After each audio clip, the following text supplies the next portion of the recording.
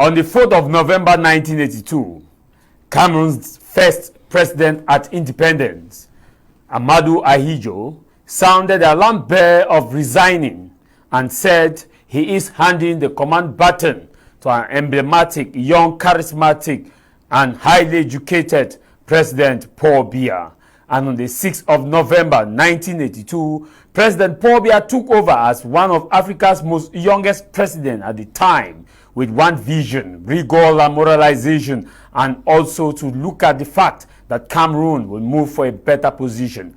Ahidjo's policy based on Green Revolution, Biya'S policy, said we have already had Green Revolution. Let us inculcate morality and rigor. Rigor simply means things should be done with the respect of rule of law, the Constitution, and people should be able to man their offices and take their full responsibility. Rigor in President Paul Biya's vision was for many Cameroonians to be able to stand by what the state wants them to achieve and be objective and shun corruption, embezzlement, tribalism. Rigor in that sense and moralization in that sense also meant that individuals across the different divisions and regions in Cameroon must be able to make sure that they have a type of sanctity that will look at everybody as a brother and as a sister, as a fraternity. We are counting years by. How far has that vision impacted Cameroon's economy?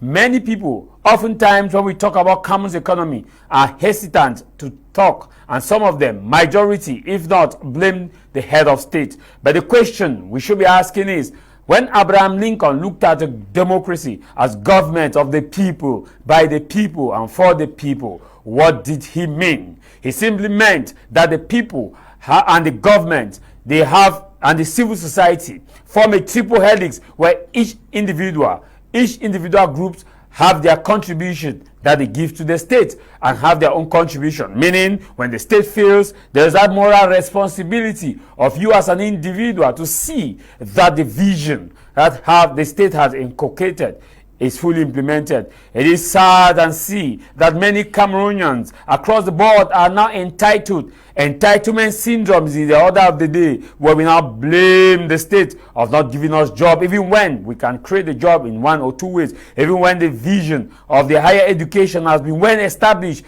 giving private institutions the ability to create companies without paying taxes. Many of these companies are still blaming the head of state, even despite the fact that companies have been given the power to recruit graduates and not to pay the full taxes and to benefit on tax exoneration. How many companies actually know about this provision? And yet we are blaming the government of high taxes. With all of this cacophony, we have resulted in the ABC syndrome: accuse, blame, and condemn. In fact, in Cameroon, if your electricity is having a problem, it is President Paul Biya. If you get up in the morning and you see that the sun is shining too much, it's President Paul Biya. If you get up in the morning, the rain is falling too much, it's President Paul Biya. The question now is, what is our own collective responsibility? Granted, the state has a role to play to set policy that must be able to meet the common man aspiration.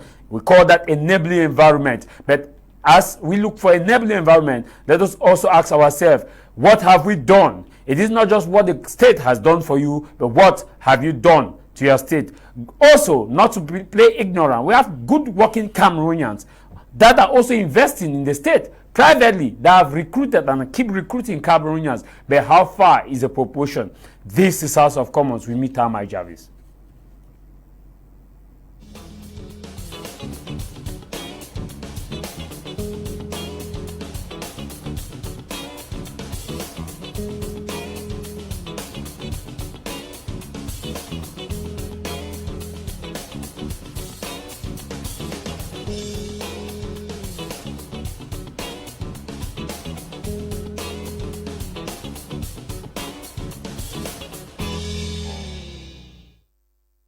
Hello and thanks for joining us. Happy new month to all those of you watching us from different parts of the world. We want to welcome you on this program, House of Commons. And on the program today, we have our panelists who are already seated to dissect on the topic which we are looking at, Biya long tenure empire and its economic impact.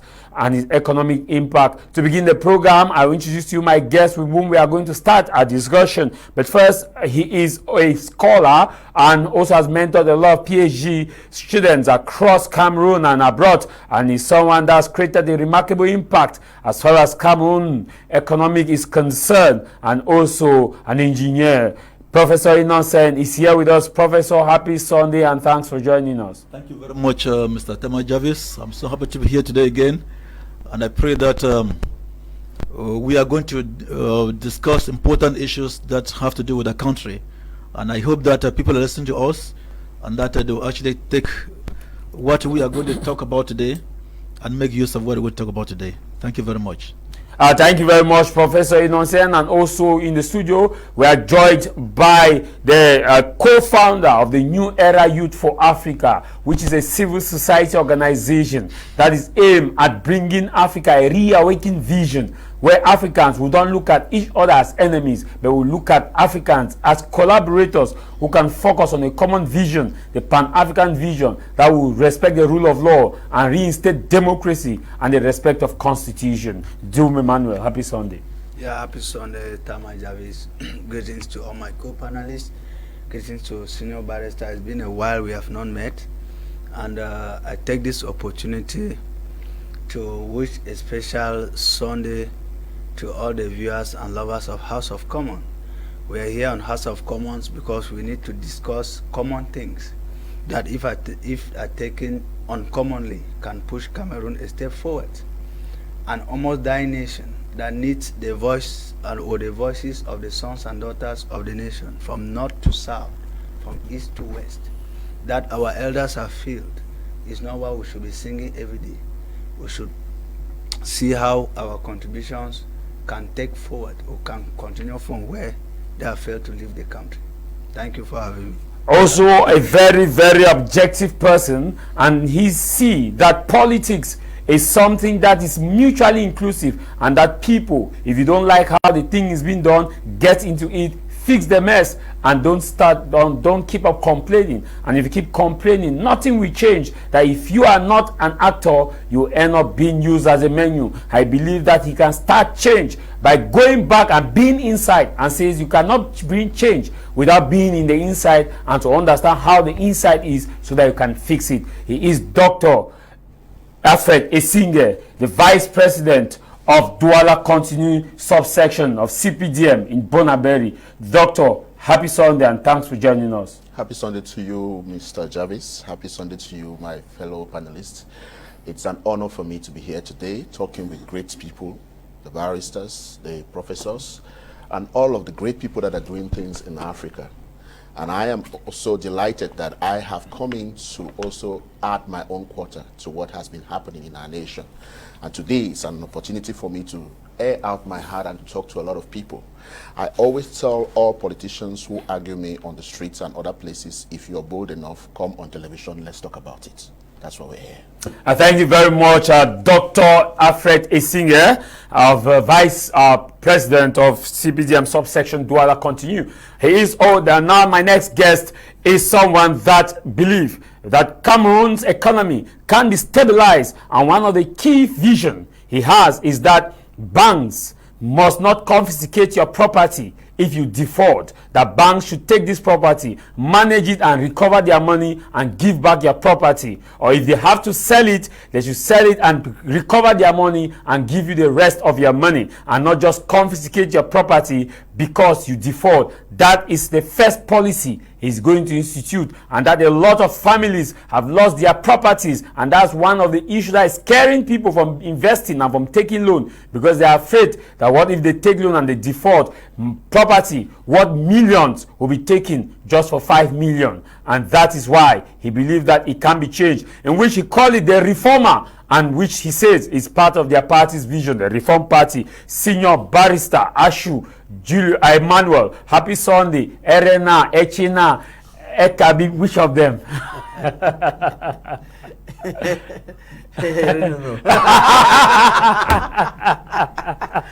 Happy Sunday to all Cameroonians. Happy Sunday to all Reform Party members and sympathizers throughout the world.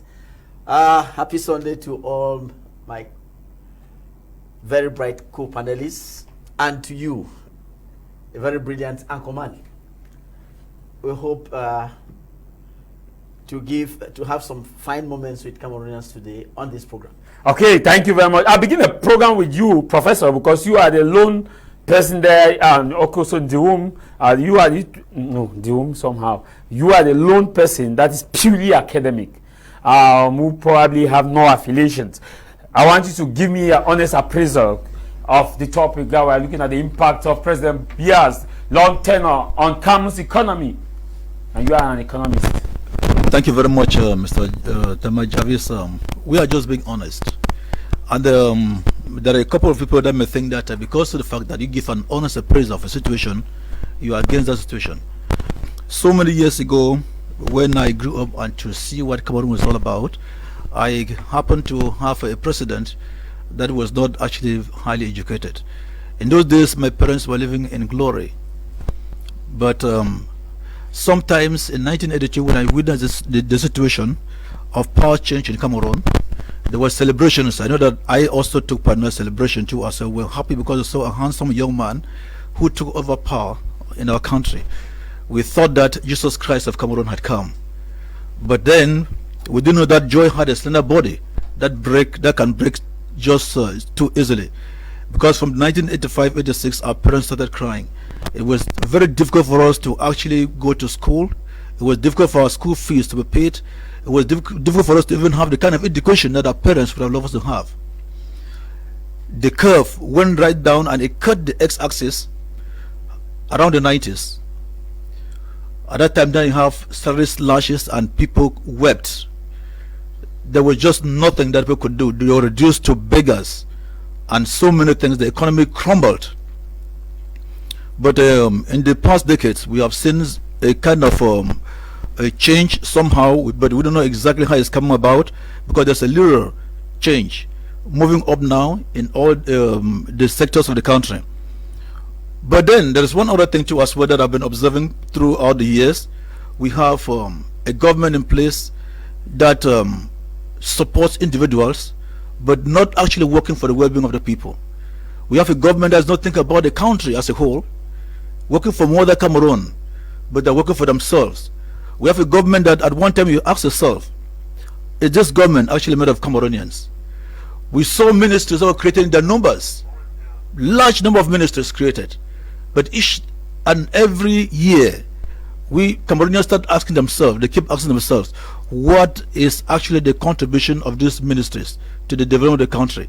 Because people become extremely very poor, but we keep increasing ministry because we want to satisfy political ambitions. There are even institutions that have been created in this country that are not even working. If you take, for example, what they call the multiculturalism, whatever, bilingualism and all the like, the thing has totally failed. It isn't working at all, because most of our institutions, for example, especially those in French Cameroon, for example, there is actually very little or nothing like bilingualism. You enter an office, you can see a rector of a university, you greet him, you say that English, he cannot even understand English language. Most of the students that you find in this part of the country, they can also speak the English language too as well.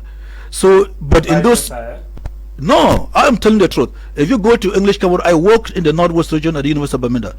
Most of the students, even right now, I'm just from giving lectures from the Anglophone section of the country, and you find students that understand English language. My children are, some of them are just about 5, 6, 7 years old, but they can speak a little, some French language. But you have university professors that cannot say anything in the French language, the English language.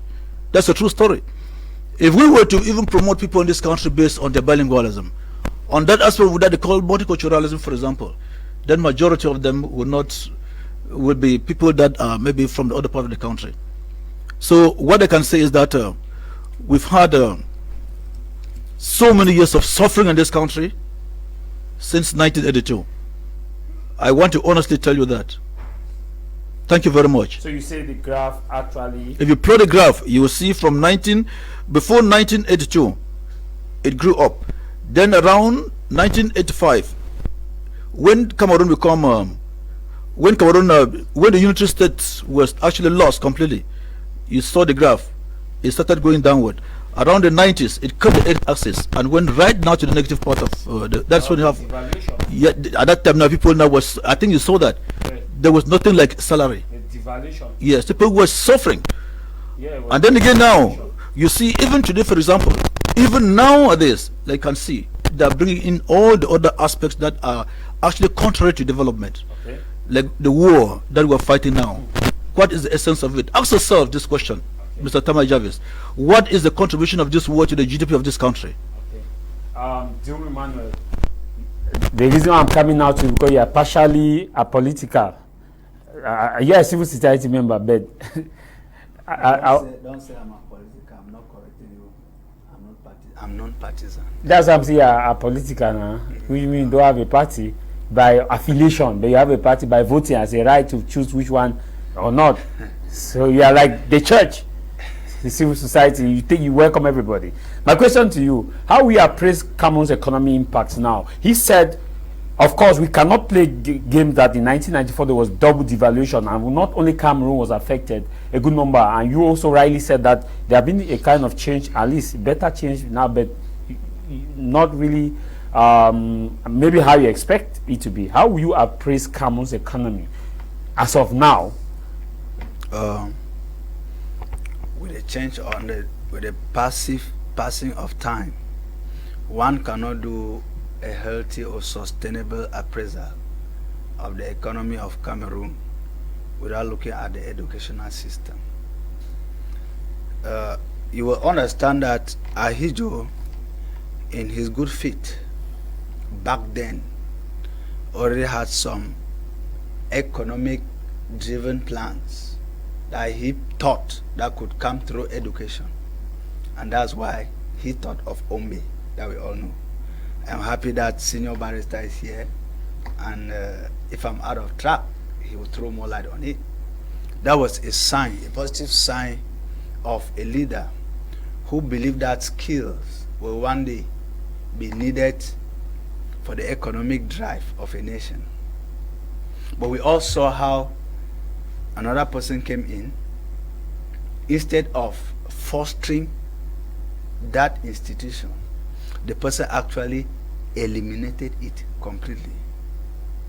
And when I'm talking here, I want to best I use this opportunity to greet Dr. Nick, because yesterday on our forum I challenged him that we were going to talk about approaches to educational planning, even though unfortunately he's not part of the panel. But I want to take this opportunity to say this: to appraise the economic situation of any nation depends on 4 approaches to education, to educational planning. The first approach is the cost-benefit approach. With a cost-benefit approach, the educational system is meant to find immediate benefits, immediate returns, either by the state or by the private actors permitted to run education in that state. That's one, which is not very healthy for the economy of any nation in the world, because it turns to satisfy the economic individual policies and individual institutions. That's one. The second one is the social demand approach.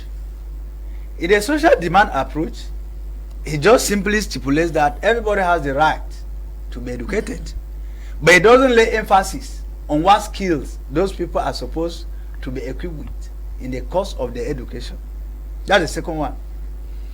The third one, we have the manpower requirement approach, which is the approach that has taken countries like Canada, USA to the highest height in the world, because they consider the capacities that you who goes through school will come out to effect into any active economy or to any growing economy without counting on the government. This one now goes into your intro when you were starting the program. This one is the best approach worldwide, because people are not only trained to have certificates, but people are trained to develop individual capacities and skills. And what develops any nation in the world is skills, not certificate. We have the last one, which is the social justice approach. This one now we can go to the social stratification story or whatsoever, which just simply means some people enjoy education just because they want to elevate their social standard in the society. Not even people have certificates that if you ask them what value is this certificate, they won't tell you. Now, that said, I want to go school. I want to go school. I want to become a doctor.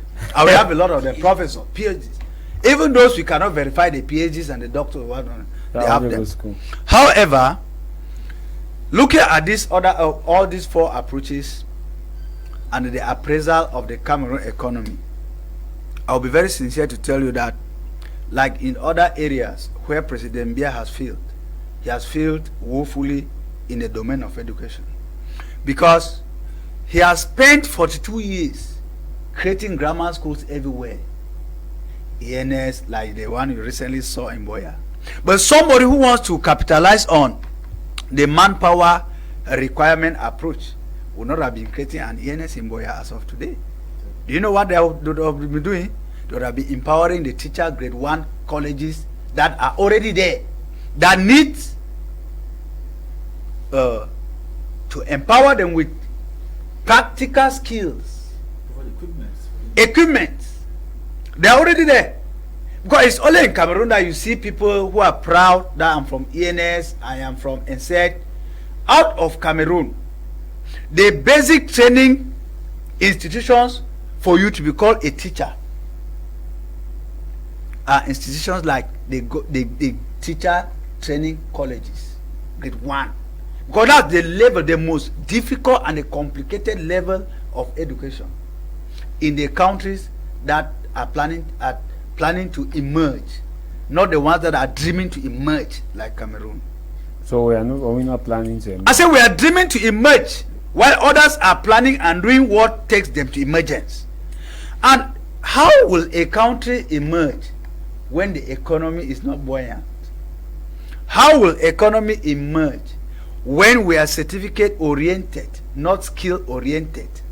When the manpower approach has been lacking for 42 years. So you are in essence, you are saying that Cameroon is practicing the social demand approach. That is why you discover that those who are manning the country, most of them are coming from Enam, and from that Enam we are taught how to extort from the citizens, not to give to the citizens. They are take responsibility for their words. Even take responsibility, they are taught to. I am saying that in Enam there is no department of skills in that place. Yes, because that is different from what you said about. I am telling you, because yes, because not with the earlier one that you used. There we are talking about administrators, and we all see that these administrators, they don't render, they don't deliver. But we are talking about a country that should have put in place vocational training centers dotted all over the world or all over the nation. You would have discovered that this could go a long way to mitigate the complaints of Cameroonians who say they don't have jobs. So, in essence, before you take the microphone, I am saying that if we have failed in the educational sector, it is not still too late. We can still make amends. Creating ENAMs or departments in ENAMs every day, common law, English, they have not been working. They will not work. Let's go back to the base where we failed. Until we go back to the base where we failed, we will keep flying on our failed horse, which will land us into the bad sea. Senior Barrister Ashu Emmanuel, National President of the Reform Party. How you are praised? There have been, I must be honest here, there have been some areas where you agree with President Paul Biya, and there have been some areas where you have a major disagreement on the economy. Do you have a different view? Thank you, Mr. Tamai Jarvis. Well, let me start with Mr. Ndiun, who talked about Ombe. Please, you see, there are some things that, there are some dogs that you should better allow to lie. Ombe was supposed to be a polytechnic. President Ahijo carried that project to Yaoundé, and you have that Yaoundé Polytechnic. and the equipment that was installed in GTC Ombe was carried to Lycée Kumasi here in Douala. I am saying what you can go verify. It's there. The things are lying there desolate because they don't even know how to use them. So it's a bad area to touch. You see, we are talking economy, and I want to say that we should be very objective. In this country, I want to ask the question, do we really have an economy? When you look at President Ahmadu Ahijo's tenure, he came up with one institution which over the years we have all been looking at, and nobody even bothers to ask, what is this thing for? The Economic and Social Council. One of the institutions of the state. Who of us here can tell the world what that Economic and Social Council has ever impacted upon this country? It's one budget devouring project that is standing there. Nobody feels the impact. Nobody knows what it is for. Of late, I heard that they were building the house, the residence of the president of that council for about 2 billion francs. I asked myself, what is this again? What is this again? Now, you now look at the way the economy is functioning. Mr. Andium, thank you for going back to Ahmadu Ahijo.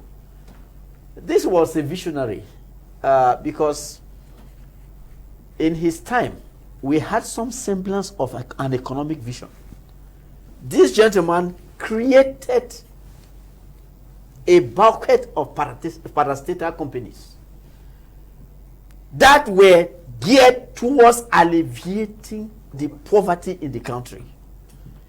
He created projects, economic projects, viable economic project. Yabasi Nkonjok, just here, which was a project where they would take youngsters, take them there to the field, give them a piece of land, give them seeds to work on the land. Based on Green Revolution. No, that was a different project, just a project on its own. It was a pioneer project to see whether you can take young people and go give them empty land, let them cultivate. And you see, it was also one of the experiments of national integration, because people were brought from all over the country and made to live together in these pioneer communities. So we still have that thing there, although nobody is talking about it. The people who were installed there by this project are still there. They are still cultivating the lands, and you go there, you see how produce comes out. You see, plantain comes out, cassava comes out, cocoyam comes out, bananas, pineapple. Many people don't even know that these things were put there by the state. So you see, I say this man had a semblance of economic vision, because you could see. Now we come back to his Green Revolution. Green Revolution was put on the table when they said, "Oh, Cameroon has oil." The man said, "Oh, hold it. What feeds the people is not oil, is the farm. Let us launch Operation Green Revolution. Let us all go back to the farms." And we saw how there was, Cameroon was at that time named Africa's bread basket. Senior Barrister, just 1 second. And to boost this point again, remember Operation Green Revolution did not target universities. Do you know that my mother, whom at that time was in the primary school, they started this Operation Green Revolution at primary 3. Thank you, Senior Barrister. You're welcome. Now, you see, apart from this Green Revolution, you had this, the last one they organized in Ebulova was agro-pastoral shows. Agro-pastoral shows that he put in place. And tractors are germinating there like crops. You see that failed experiment there, that they carried tractors and abandoned despite all the cries. They are germinating instead of crops. So this is somebody who had a semblance of economic vision. This is the man who built the Lagdo Dam. The Lagdo Dam that has turbines that are not being used to today. When you ask them, nobody will tell you why those turbines are not. I think there are 3 turbines, only one is being used. Just one being used. Yet they go building other dams. Really? Why don't you use what you have? You talk of the economy. Energy is part of the economy. You want to produce energy, you go putting in place white elephant projects. One dam, 500 billion. You abandon hydroelectricity. You have waterfalls that could give you a lot of hydroelectricity. I'm talking of, look at Menchum Fall. You're talking about a Konkam Falls here near Konsaba, or even the Nachiga Falls near Kribi. Nobody bothers about that. They want places where monies can be siphoned. So you see, I ask myself, do we really have an economy? Go to the market. What are we practicing? What type of market system do we have? You have a market system where the prices in the market are determined by government officials. What is that? Prices in the market are determined by government officials. They say price control. Yet the prices end up not being determined. Thank you, sir. Thank you again. The prices that are supposed to be determined by government officials end up not being determined. So you see, I think that we have a system where the economy of this country has to be put back on the drawing board. That's why Reform Party says we have to bring a market-oriented economy to this country. Okay. We have to put in place a market-oriented economy. An economy where, like Mr. Tamai Jarvis rightly says, the citizens will be empowered to do business. It is not civil servants who are supposed to be rich people like in Cameroon today. Civil servants are not rich. Sorry, you. No, in the case of Cameroon, there are some unfortunate ones who are not rich. I'm sorry. Doctor,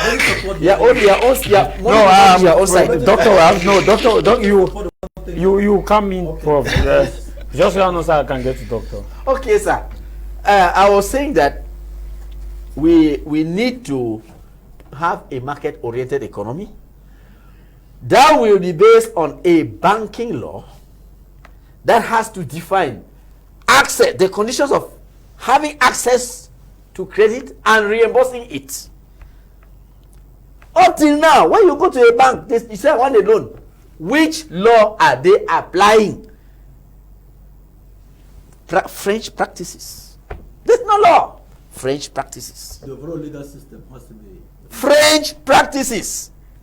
Everybody puts his own rules on the table and tells you abide by this one or you leave it. It doesn't go that way, sir. We scare investors. A housing law. You see, you were talking about securities. All we have today as security in banking is land title. That is all. We thank the cooperatives for coming up because they came up and tried to fill in the gap by saying, okay, we shall take even movables as security. But even that is not enough. We need a housing law that has to categorize all the various categories of houses and give them a value so that if somebody who has a Carabon house knows that his house can be valued at 500,000, he can go to the bank with that and ask for a loan of 500,000, which is guaranteed by his Carabon house. Okay. If you have a mud house, we say the value of a house is 100,000. We're coming back to you. Okay, sir. Let me get to Dr. Isinge, Alfred. Doctor, you've listened to the other members of panel. How will you look at the economy as it stands now based on the president's vision? Actually, I like to come out from emotionalism and focus on practicalism and reality on ground. I would say that the opposition has really delayed the progress of this nation. When I say delayed the progress of this nation, is because oppositions need to define what an opposition party is before getting into politics. They shouldn't get into politics and begin to wait for small money to be given to them before they can do activities. The opposition has made a lot of people who were supposed to be active, they are inactive. And what they are trying to call people to do now is to go and get voters card to vote. And the question now we'll ask ourselves is to vote who? Because we have 300 and something parties in the country. You are asking people to get voters card to vote who? That is my first problem. The opposition has played a very bad game in Cameroon. They talk about longevity, and they are the ones staying in power almost the same. Like the late Frundi was almost 29 years to 30 years in power. Not 42. Yes, we have. So he was 42 years in power. No, I said not 42 years. No, 29 years. You say, It's out of place. When you talk about democracy, we are saying that 4 years. When we are saying 4 years, when we are saying 4 years, and after 4 years, the one tenure, and you go to the second round, and then we discover that an opposition is getting up to 29 years in power, and you are criticizing the power in that place. If you were the president of this country, will you allow these people to rule this country? You will only be seeing your rivals who have very bad intentions of wanting to seize power and remain there forever. So therefore, let us get into politics and play the politics. How does that affect the development? No, Wait. I have been very quiet. And this is, Jarvis, this is why. I was the one talking. Yes, this is why I have a very big problem with the opposition party. Because I'm talking now, they are fighting me. They are talking, I sat quiet. While they are talking, they just fight. Group, they are looking for fight. They are not logical. They don't get into politics with the understanding of the dynamics. President Paul Biya is a politician, and he pulled around him high politicians who understand how to manage a country without throwing that country into destruction for so many years. The word that you have now. Now, you see how they are panicking already. They are panicking because I am going to talk about facts and not emotionalism. You're panicking. Don't panic. We were talking things that are factual. He's an academic. He's not a politician. I am a politician. No, but he should know as an academic that when somebody is talking, he should not intervene. That is the reason why don't send him to me. No, they are becoming political because what they are saying now is political. Because what I am saying is my own analysis of the country. What made me to get into CPDM and become very strong is because the opposition could not convince me that they are opposition parties. They have been playing games in this country, taking money and chopping, getting into this thing. By the time we come out and give our votes, they can't defend our votes. They can't do anything to help us, support us to be strong behind them. Who do we stand behind in this Cameroon? When you talk about the bad economy and everything, is it not the opposition party that are supposed to talk to the ruling party to do things rightly? So if Cameroon is not going the right way, should we not blame the opposition? Why should we be blaming the government? That's why because their duty to oppose the government. To oppose unanimously. Yes. Now ask these questions. What are the roles of the opposition in this country? The opposition does not carry out any development. At least not that I know. Except some of them who succeed to grab one small council somewhere and they use it to divide the small things that come out from there among themselves. But they will be pointing the fingers at the CPDM. Let me tell you something. The opposition have forgotten that it's not only the CPDM that is in the government. We have other political parties in the government. They take their own small money and chop and sit there and not do anything. Then they now say the president has not done anything. But who is the government? Who is the government? Exactly, that's the question. Isa Churuma is in the government. He has his own party. Bello Buba Magari is in the government. He has his own party. Presidential majority. Just call about all this. Now, yes. Now, when you talk about presidential majority, what stops you from building a bridge in your village, even if you are not the majority? What stops you from putting light in your village or give water in your village? Is it popular to put water in your village? With all the money they give you, can you not build bridges? Can you not put lights? Can you not tie roads?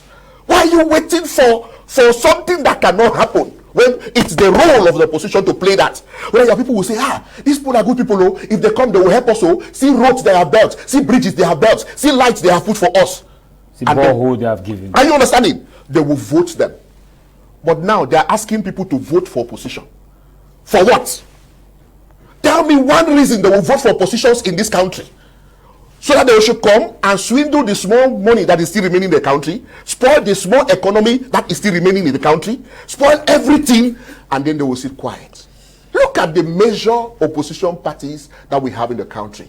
Look at the people standing for the opposition. They are all CPDM people. Because they are coming from CPDM. Even now they say they are not CPDM. They are coming from CPDM. After chopping, they now come and tell us they are opposition now to chop another one. Waiting for election, let them give them money for election, for campaigns and everything, they chop it. And we will gather us, put us on the streets.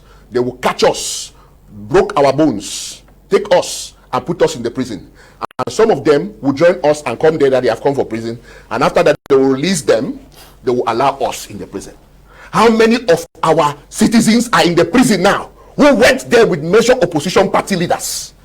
And they have come out and they are still telling others to go into the prison. The leaders are out. The leaders are out. Enjoying chicken. Having their houses, stay with their wives, stay with their children, and the opposition will come and tell us this.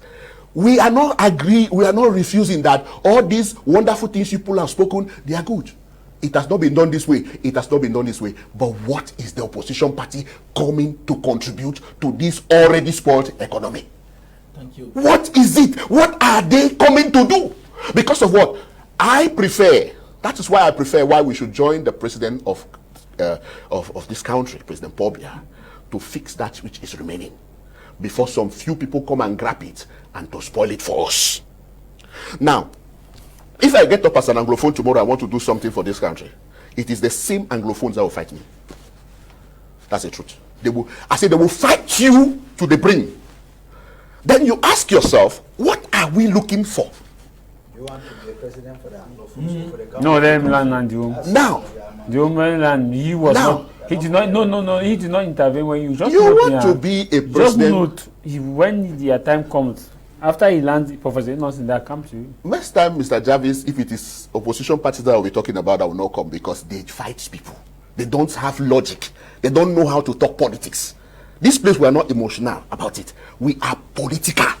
And politics, no be church. This place, no be church. We will come for we will talk way through. We will face things politically head on and analyze it logically. And that is what I'm trying to put. Civil society is what landed us to the trouble in this country. They started what they could not finish. Civil society. They started something they could not count the cost. They not take their tongue, count their teeth. They put us for trouble. All of them now they turn for street. Talking about the Anglophone crisis. No, I'm not talking about that. Okay. I'm talking about the trouble that civil society has put us in. Yes, talking about it. Now, the civil society carried us, raised our hopes, and made us to know that something good is about to come. There are changes and this and this is. Then, they don't know that in politics, people also shout, hey, to see how far you're strong. And when they shout, hey, all of them enter their shells. Nobody gets into battle without preparing. You must prepare your army. You must prepare your tools. You must prepare your finances and everything. People in other countries get into politics with money. They have a budget to run their activities. Where are these opposition party people going to get this money to run the country? Even their campaigns. Peter Obi in Nigeria used to take plane. Yes, he's doing that now. Yes, to go from one state to the other. Yes, he's doing it now. These people to hire even bus to carry 20 people is a problem. And they will be waiting only for campaign money to carry people to places. And that is exactly why I take exception to people who see things that are spoiled but are not ready to do something about it. Okay. And you just said rightly, I entered into politics because I want to do one thing right. At least in my village, let me put water, light, fix their turukang and turn it into something that will light their parlor. At least something. But I am doubting what the opposition party came with, because I have not seen anything that is promising. Okay. Donald Trump in the United States of America, they have raised billions for their campaigns. In just 24 hours, he raised $53 million US. So what are these people raising in this country? Where is the money going to come from to even run small campaign in the north, in Jakiri, in all these places? They don't have money. Doctor, we're coming back to you. You wanted to react, Professor Innocent. Yes, there is one thing which is very clearly here. You see, one thing which I'm not very happy about some politicians, especially those of the ruling party, is the fact that there was the real discussions. And I would like to plead that you always try to do everything to bring us back to the topic of today. We are trying to look at the timeline. As time tends to infinity, what has this government done? It is not about opposition parties, how they are going to win elections or whatever thing. The presumption here is that the opposition have been the ones to derail this economy. No, the opposition has no power at all. Let me tell you, somebody who loves Cameroon, somebody who loves Cameroon is not somebody who is a waverer like doctor here is doing. You stood with the opposition so many years ago. Now you are seeing that as time is going by, if you keep on standing with the opposition parties, you may lose everything because of your frustration in being in the opposition party. You want to join the CPDM now to start chopping your own money. Fix it. And then again, listen, there is something that you have said here. Listen, you have said something here. You are saying here that you talk about a destroyed economy, which means that you are confirming the fact that the ruling party has destroyed the economy of this country. If you say, he said, if you say it, yeah. Because and then again now look at it carefully. When you see like what the senior barrister was talking about there, about the kind of Cameroon he would like to have, I share the kind of vision. You see, we cannot be talking about developing the country, a government in the country which is supposed to have control over everything that has to do with the country, which has to do with everything that has to do with the livelihood of the population. You look at welfare of the people in general, creating industries or bringing people to come and invest in this country, but taking the interest of their own country first, not the interest of Cameroon. I stand for Cameroon. I love Cameroon even more than any other CPD member standing here. It's my country. I said, look to Cameroon first. Take for example, Olam Agri, that's at Bigakode. Where do the corn that they use as the primary product for the industries come from? It comes from India. Take Sagri, it's a tomato company. Where do the tomatoes come from? They come from China. I had been there to the companies. Why can't government, because of the fact that they want to encourage the growth of local industries, to empower the local people, to ensure that to uproot poverty among the rural communities, to ensure that development goes right down to the grassroots, not empower the common people who are the grassroots to be the ones to provide these raw materials, these primary products, to the companies that they can even create. What does it even take to create a company like Olam Agri? What does it take to create Sagri? And then even when it is created, we take our brothers and sisters to go there and embezzle all the fund. Take the case of UNVD end up, for example. Why would people leave from Yao to go and control UNVD? I have my students who are there as accountants. Each time they go there, leave Yao and go to UNVD end up, they give them millions. I got the story right there. In the end, they do not have enough money to invest, to ensure that we produce enough rice to feed Cameroonians. We go backward and start buying rice from foreign countries. Go to other supermarkets here, you hardly see UNVD end up rice there. You see rice from Taiwan, from other countries. After you see it. Yes. When we empower your people, you give development to your own country. If you love your country, you empower your people to do things. You know what? Just take for example, Mr. Jarvis. So many years ago, we started having scholarship schemes in this country. In the days of Hijo, even up to the early days of President Paul Biya, he was still working on some of the policy of the President Hijo. They started call engagement décennal, that you must serve your country for some time before you can do anything they want to do. Today, all the scholarship holders, I am one of the very few that decided, because I love my country, despite everything. Benefited from the scholarship. I had two different I did not have any scholarship through well, let me say I had one from the Cameroon government, but I had to come back to Cameroon. I call it Cameroon government for Biya'S scholarship, because they use the resource of Cameroon to sponsor me to study abroad. It is not like somebody's scholarship. No, listen please. Yes, Prof, I get you. I won the Chinese government, Cameroon government scholarship. It was not in some other person's name. There were two countries. And then I won also the DAG scholarship from the German government for a study in Germany.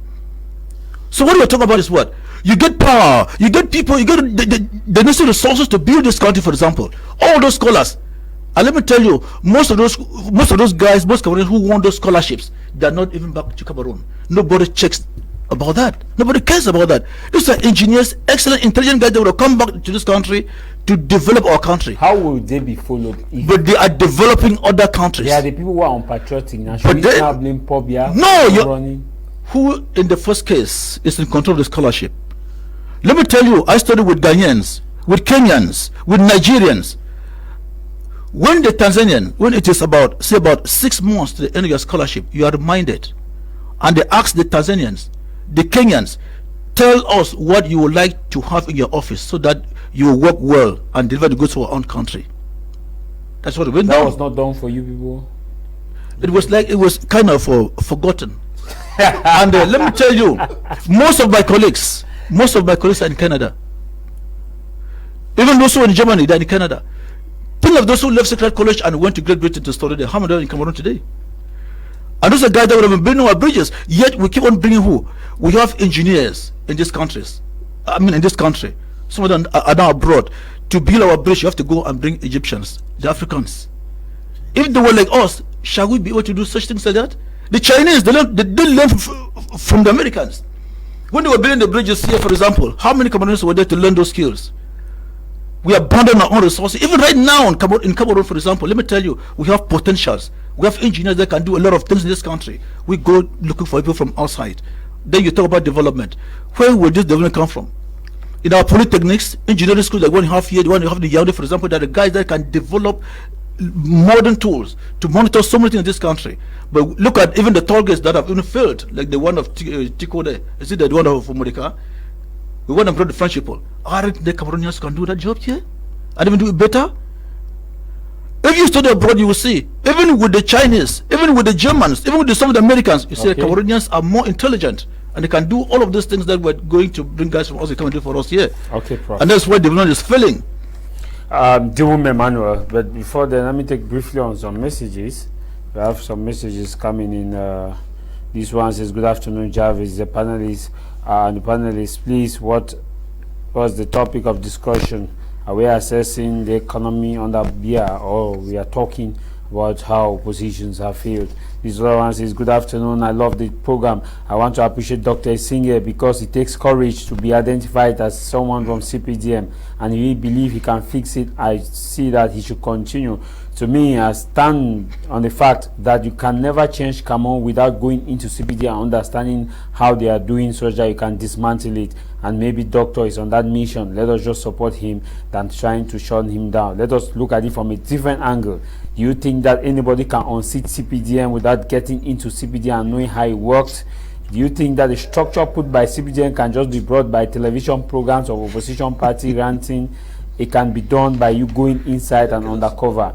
And so therefore what we are saying is that he should undercover. So I am Vanel writing from Bamenda. Kudos to you guys on the program. This other one right, he says good day, good afternoon to the panel. Jarvis, you are the moderator. Please can you help put the CPDM people in order, not to derail. Let us focus on the topic. And this other one right, he says this one says, good day, Mr. Jarvis.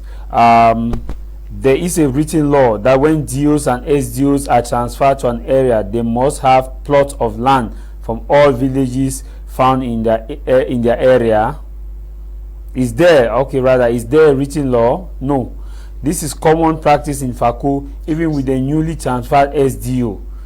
This is coming from Ken Fak, senior barrister. Will have to note that maybe he's a legal person, maybe I don't know that one.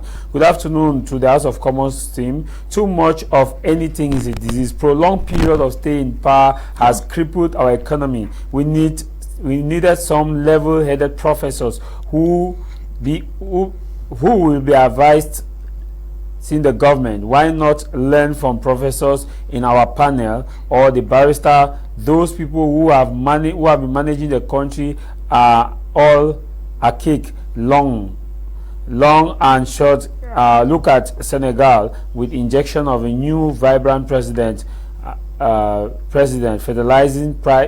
price of Senegal has been jumped from 25,000 to 12,000. This alone will have a vibrant positive multiplying effect. This is coming from Ibazo in Bamenda. And this one right, it says a good afternoon to you guys in the studio. It is quite good to have equal panel with everybody represented. Kudos to you guys, and please let us give each other a chance and allow people to talk. You may not like their party, but allow them to talk and to give us their view, because their view matters. This is coming from Madame Janet, writing from a Betois. You wanted to react, but my question now to you, I want us to really focus on the topic. My question to you: who stops individuals from helping the economy to grow? Because there are policies, like there's a document signed by President Pobia that states that higher education should have companies and institutions, companies and industries, and there will be a tax holiday. But how many of these private universities actually look at this? If we say state university has failed, but they have liberalized, the system have been liberalized, have been said that, okay, you people should run. How can we not run it? How many people do this? Do we also want to blame it on President Biya? Thank you very much for that question. But before I come to that question, I think in a program like this, always take the pains to communicate the topic to your panelists. No, of course I did. Everybody knows the topic and everybody's reading the right of the topic. If you did, it means that Dr. Isinge on his part did not take the pains to read the topic. No, you will not. That is his opinion. I think. And well, you are the one just telling me. No. I want us to go. We are looking at time. Let us look at what we want to do. I'm asking you the question because I know. No, we'll trust you. You can't find because this will take us back to this will further derail us. It will cause an argument. Anyway, however, I really appreciate his courage. It takes a lot of courage to defend falsehood. I used to think he was a man of God. No, I'm discovering this. No. It is on this platform that I'm even discovering that he's No. So I'm like, can you go to your fact? His courage, but a long time ago, he did not say anything factual. You did not. No, I'm asking you. I'm asking you a question. I said something here about the 4 educational planning approaches that link directly with the economy. He did not say anything to even. He said we were talking. By the end of the day, are you hear all the questions I've asked you, Emmanuel? Well, we are on a panel. This is a debate. Of course, but we are also looking at time. I am not here in my bedroom for romance. No, you said I should bring people to order on the topic. Yes. And I'm bringing you now to order on the topic. I asked you. I am very much on the topic. Yeah, no. That is why I'm still linking to the approaches I gave. So somebody, you have not answered my question. If you cannot give something to substantiate another person's point, don't criticize it. That's what I'm saying. He spent all his time criticizing what others have said, or opposition. No, yeah, that's what we're going around. Just wait for me to give you. That said, they spent 6 minutes to just talk about that said, this. If joining politics was all about chopping money, it means that he's not fit for politics. Well, I've said it. And he turned around with all the linguistic inflation. At the end of the day, he said nothing. Now, coming back to your question. Now, when I want to take the microphone, you say I've taken the microphone. You can take it now. No, because I want you to really land. You have been saying something very important. I will not run across the town to come and sit here and then swallow any kind. No, I'm not saying that. You are not getting me. You are not getting me. I'm saying that I've given you. You have been talking. They are the ones bringing us problems. But when he was talking, I did not see you. The issue is he did not attack personalities. You went to personalities. He did not call names. Well, you asked call name. I want us to be objective here. You asked a question: who is stopping individuals from realizing projects? Who is empowering those individuals to realize projects? That's the question I will start from before answering your question. If the state apparatus is unable to realize a project, and then you are asking who is stopping individuals from realizing projects, then there is a problem somewhere. If individuals believe that in order to realize a project, you must join politics, which has failed to realize anything in the country, then you are asking who is stopping individuals from realizing projects. There's a problem. So the person stopping individuals from realizing projects is the same system in place, because the system is made in such a way that after opposing for long, when you see that there's no way to chop, join the system, chop your part, and then forget about development. I have often said in various platforms, it's only in Cameroon where people see politics as a means to gain money. Elsewhere, it is a science that permits people to be voted so that what they have as ideas, not money. Money should be the last thing in the head of a politician.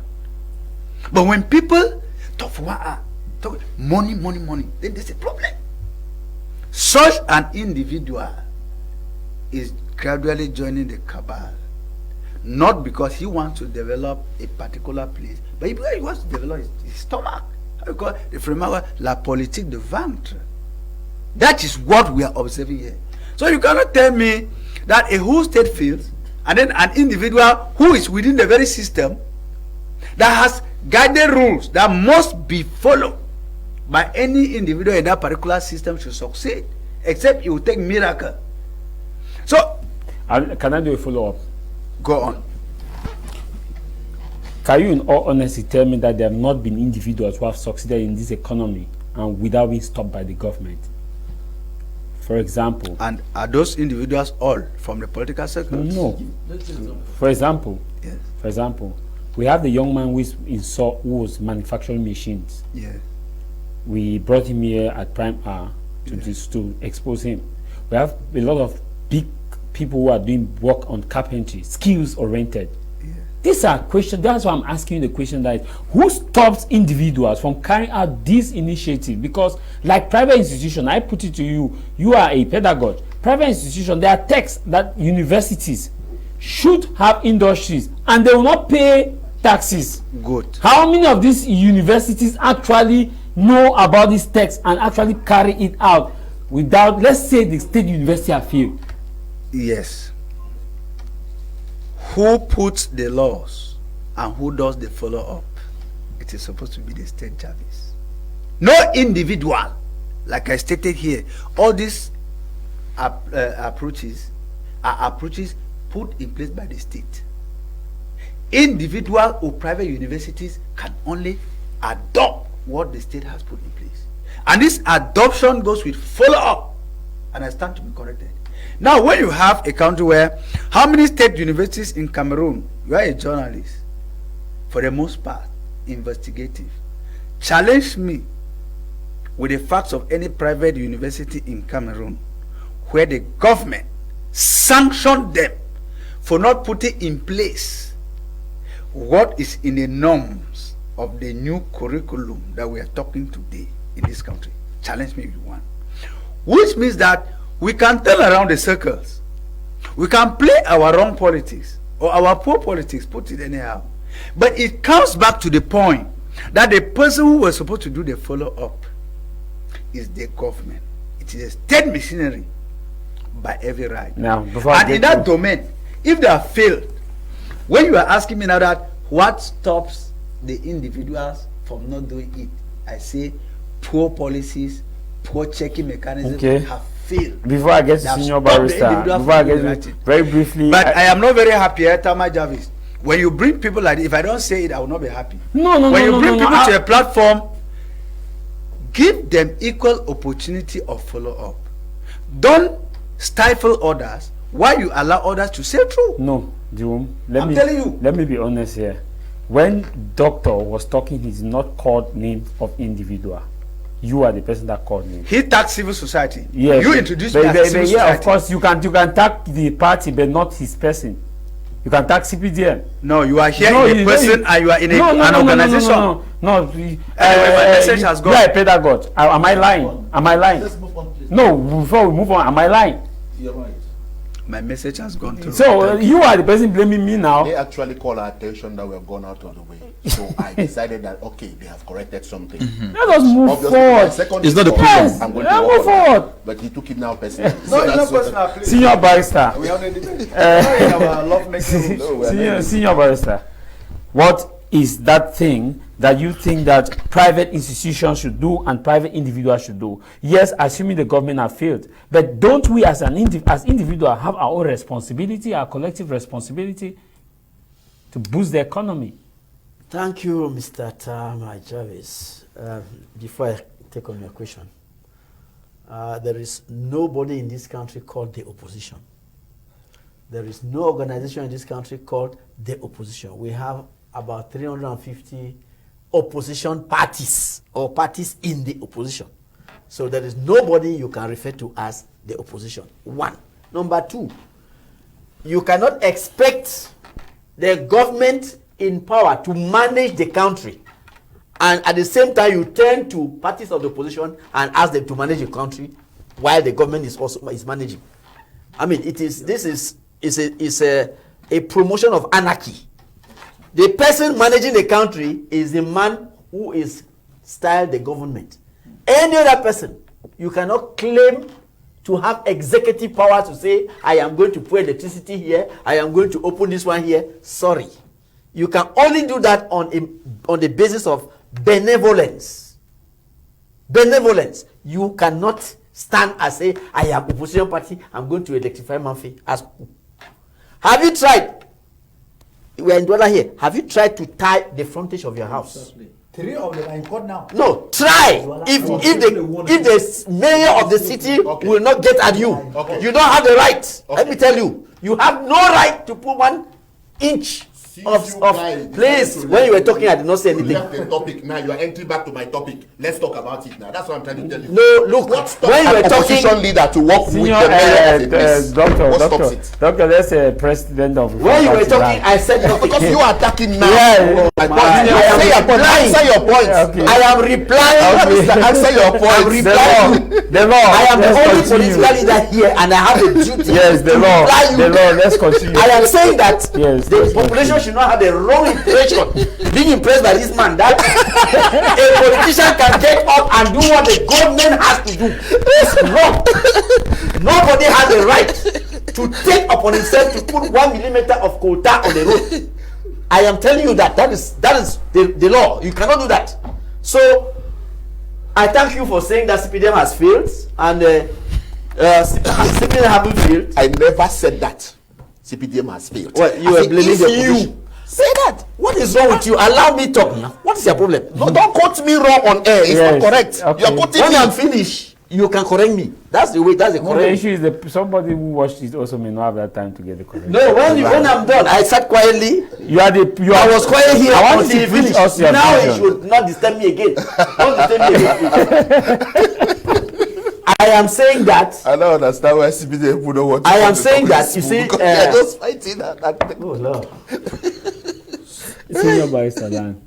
My question to you. No, Mr. Jarvis. Let me put my point. Yes, You I want see, to. I want to I was repeat saying. my question. No, I have not forgotten your question. Okay. I was saying that the population should not be misled. Because That that is is the my answer your oh question. my God! Lemland, doctor, What is the doctor, answer doctor, question? Dr. As far as the Are you a answer co-anchor? question. Or where is it? Dr. Lemland, senior Are you a co-anchor? barrister. Senior barrister. Continue so that he will Because have when I come back, I will come back to that Yes, topic. That's why I'm yes. trying to say it. If you bring us there, we will come back Senior there. barrister, That's why. let's go. Yes. Mr. Jarvis. I'm All that disclaimer will not stop me from making the point. I will make the point. Yes, because I'm a political leader, I should not be allowed. I should not be dragged into the mud in the public. Okay. You cannot come and be saying things that are wrong. All political leaders. Okay, And we you should take talk it on to, it. we should talk to the president. We should talk wrong things to the president. Our president, no, that's what I will be angry about it because you cannot talk to our president and they should not talk about you you. write, It is wrong. Doctor, I can give you a paper, you write what he's saying. No, but that don't talk when he against our president and you say we should not talk against you. That is what is wrong. No, he's not saying that. Have I said anything against President Paul Biya? Lemland. Have I? Lemland. I have. In my first presentation, I analyzed the economy. Okay, Have I said anything it's all right. against xenophobia? Okay. Now, I'm saying that we shall take the last part of his intervention, which touched on money. Where will these political parties get money to go and win? Please, I am announcing to you the good news that in 2025 you are not going to win. You shall not win. Take it. If any political party has 1 million members, if each member gives only 100,000 francs, just 100 francs, how much capital do you think they will raise? Forget.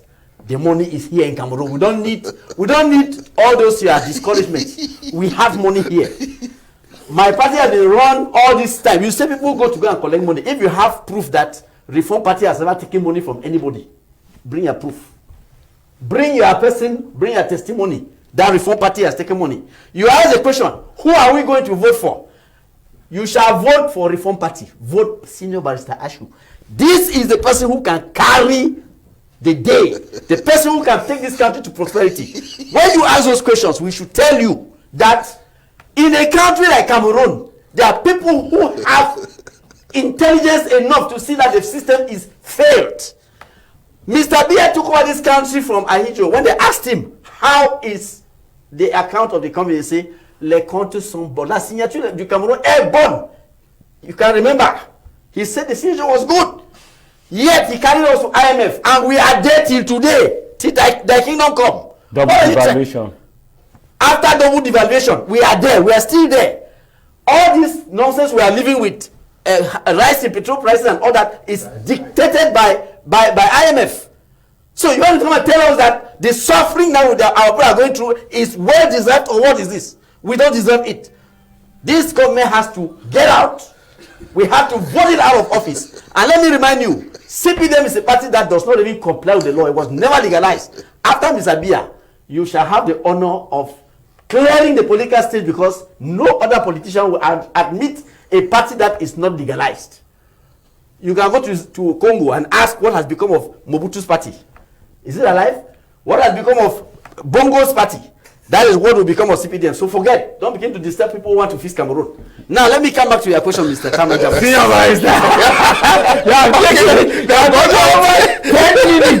is what? Now there's no time. There's no time. I'm giving you now 2 minutes because of your high profile. Mr. Cameroon. Who are the people now who are stopping this country from being developed? Mr. Temajans, let us face facts and let us look at what is happening on the ground. If somebody gets small capital to invest to set up a business, why is it likely that this man will run into difficulty? High taxation. Intervention of services like the Ministry of Commerce that will come and tell you your prices, you have not put price tax. Close it. Close your business because that there are no price tax. Council, the council, please go down to the field and see what the businessmen are suffering, how the business people are suffering. It is, you see, the pressure is too much. The council will come, they say hygiene and sanitation.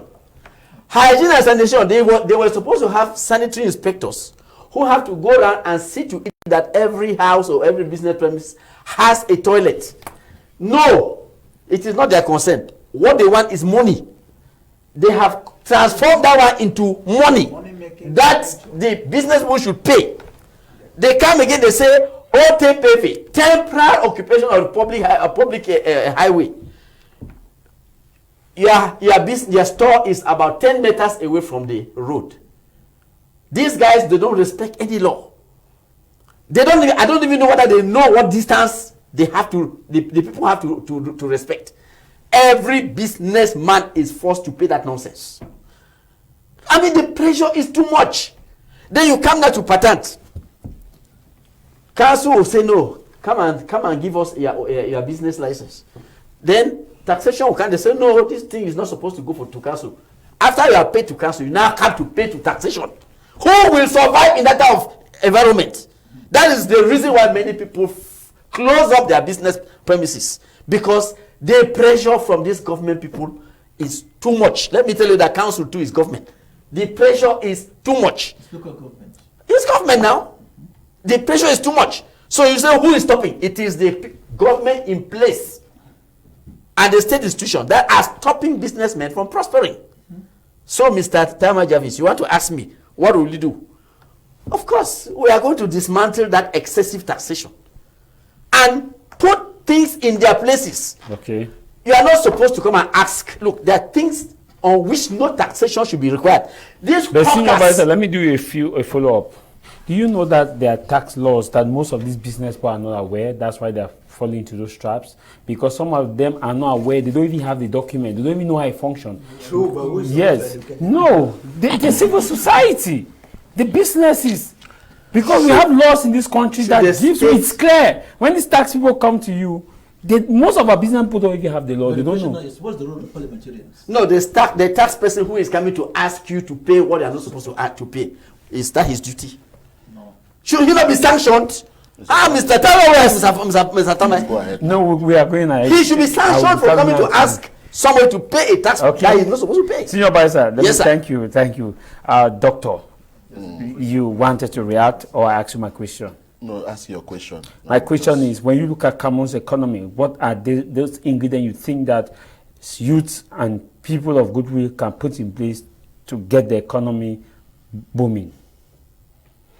Now, I want the Cameroonian people to take away bitterness that has been brought to the hearts of people by politicians. The bitterness is too much, the hate, the segregations and other things. That's why you see they find it funny to see someone talking about CPTM. It's because of the hate they have put in the hearts of people, which is very wrong.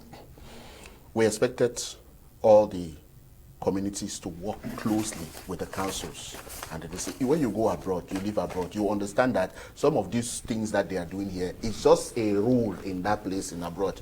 So everything is in control. They have put everything in their machine, so you cannot even escape it. Now people can just get up and open business tomorrow without any registration with the government. They just get on the streets and put pancake here and everything. When you come to tell them that no, this is not the right place to be, they say no, council is doing this and this and that. Most stores want to open the store, they don't follow the procedures, and then funny people come around and begin to take money from them. They are now complaining and those kind of things. So it disturbs. So we want the communities to begin to work closely with the institutions that work with the government. Come, make relationship, create relationship with your authorities around you. They would see how to even help you when you are trying to drain. That's what I've discovered. If you are against a government, the government cannot be for you. If you fight the government will fight you. And that's actually what is happening. If you check most of these prominent parties, most of their people are business gurus. They have heavy companies in this country. Joshua C is one. And many others, they have companies. What is happening that they are succeeding? Because they understand how to work with the government. And because they know that working with the government is going to build a lot of things and help them. That is exactly how it is. I am saying this because of how other nations work with the governments. Political parties become enemies only during election. Immediately after election, all political parties come together and start seeing how to forge ahead. But unfortunately here in Cameroon is different. They want to always fight the government and cripple the government and bring the government to its knees. A government that you are fighting cannot do well the way you want it. A government that, yes, that's what I'm trying to tell you. Because many of us, as we are talking like this, we are doing things. Now, who made the professor who studied abroad to come back here and cannot open a small bakery or something, an engineering shop or a mechanic workshop for young people to be employed? Who made him not to do that? Is it the government? Why are professors only looking at teaching in the university? All our professors and doctors target university instead of coming back trying to see how to boost the economy by doing some other things. Let me tell you, Mr. Jarvis, if you decide to make friends with your mayor in your place, whether you are for which party, the mayor will always support you when you have a challenge. Make friends with the commissioners. Make friends with other institutions. Make friends with these things. Now, this is it. They don't ask you your party there. They don't ask you. They go for those who support their system to work. Yes, that's what happens. And I would like to tell you this. If the opposition does not change in this country, to win these elections in this country will be very difficult. What am I trying to say? They should change their approach. They should change, instead of destroying, they should try to see how to constructively criticize. Try to see, like, our brother brought up a very powerful point. I saw into it and I work upon it.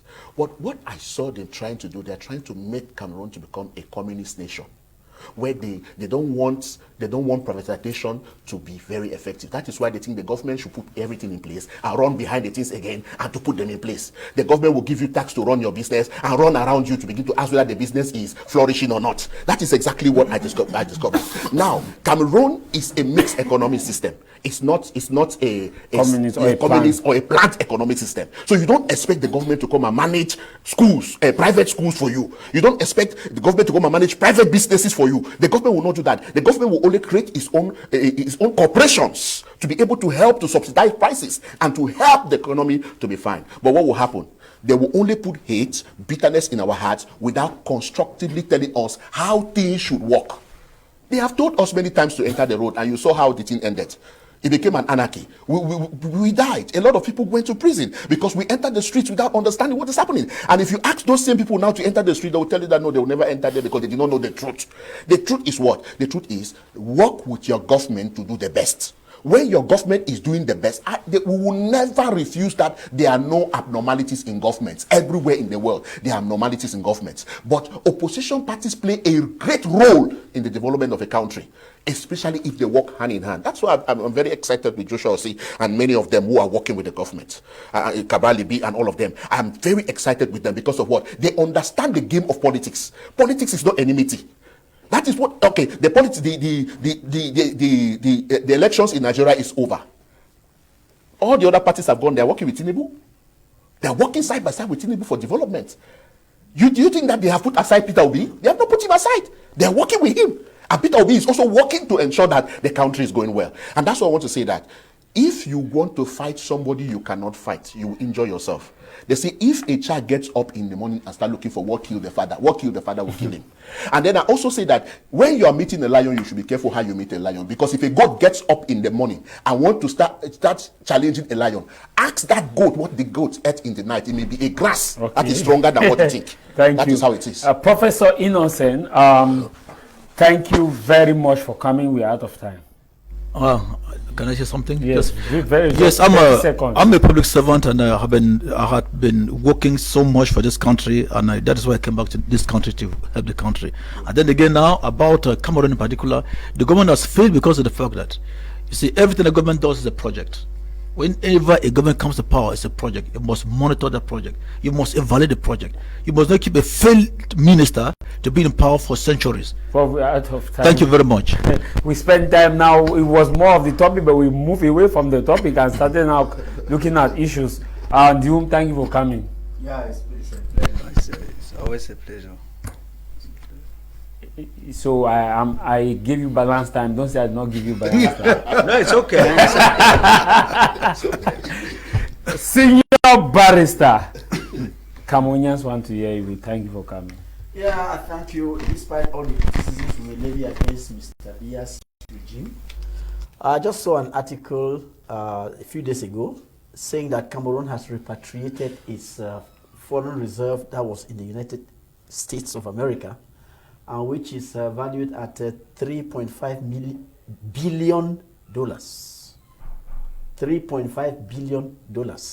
So even if the running of the internal economy has failed, if Mr. Biya'S has actually kept that type of reserve, then we should give him a handshake.